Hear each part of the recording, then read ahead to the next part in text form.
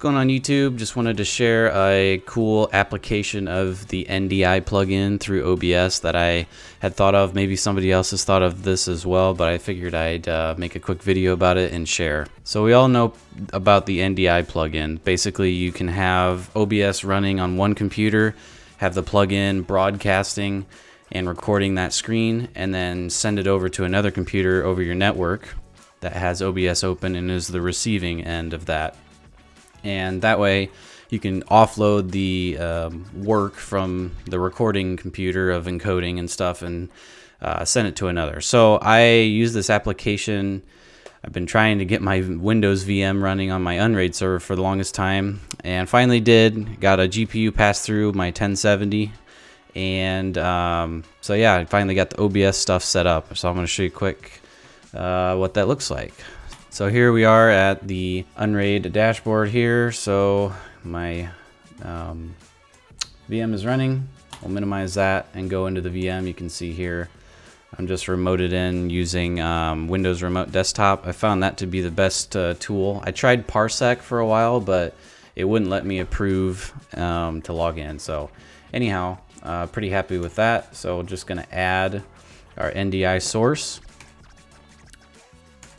I'll just say that. And right now my MacBook over here, I'll get a video of it on the screen, is broadcasting. Here on the MacBook we have our NDI source. If we double click into there, so I can see here that I am broadcasting there. I believe you can go into, I think it's view, or maybe it's tools, NDI output settings right there.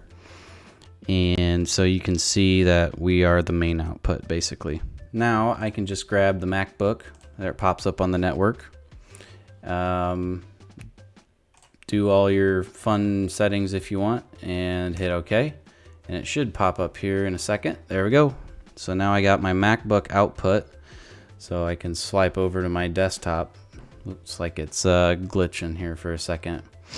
It's not the best reliability because I am going over Wi-Fi, and then my mesh point here on my mesh Wi-Fi is wirelessly beamed.